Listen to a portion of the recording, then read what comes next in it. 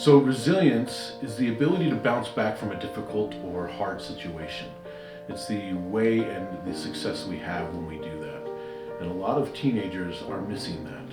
When things get hard, they struggle, they get depressed, anxious, and they shut down, avoid, or don't do the things that they're supposed to be doing to come back. And this happens in school, it happens at home, it happens with friends too. So when bad things happen, how do we respond to that?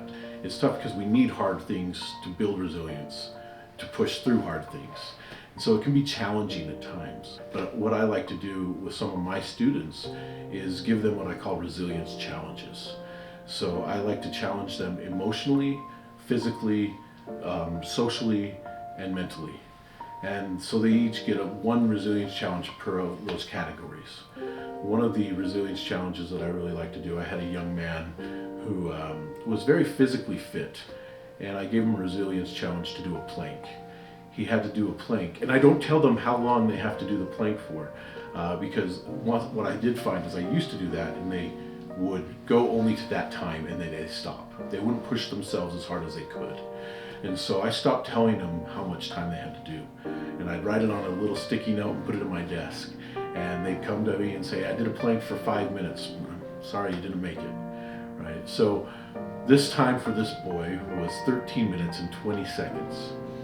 And a week and a half after I gave it to him, he comes to me and said, Drew, I did a 15-minute plank. And I was on my way to a meeting, and so I said, we'll talk about this tomorrow. I'm on my way to a meeting, we'll talk about it tomorrow. And he took that as, I didn't make it. And so the next morning I get this text from a staff saying, he's just did a 22-minute and 21-second plank.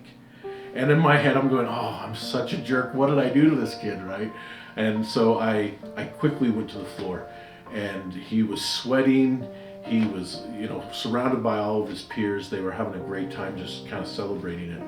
And I was kind of nervous to tell him that he had actually done it the day before.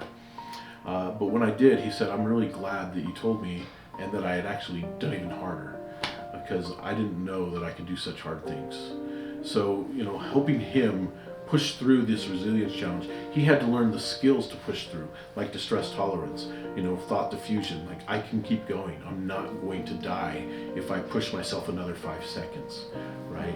But another challenge that I like to give is I have a puzzle, and it's 653 pieces, all one color.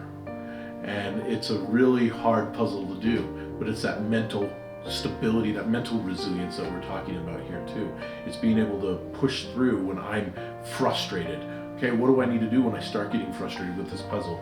I need to take a step back, take some deep breaths, use some of my coping skills, maybe go for a walk, right? It's teaching them that distress tolerance in the moment when they're frustrated over those things. Those kind of challenges are really helpful and really fun to do. And after the boys do it, you see a sense of relief, right? Like, I can accomplish hard things, which is one of the reasons we do triathlons at Telos, right? And for me, it's not about taking first or second place in a triathlon. It's about completing it.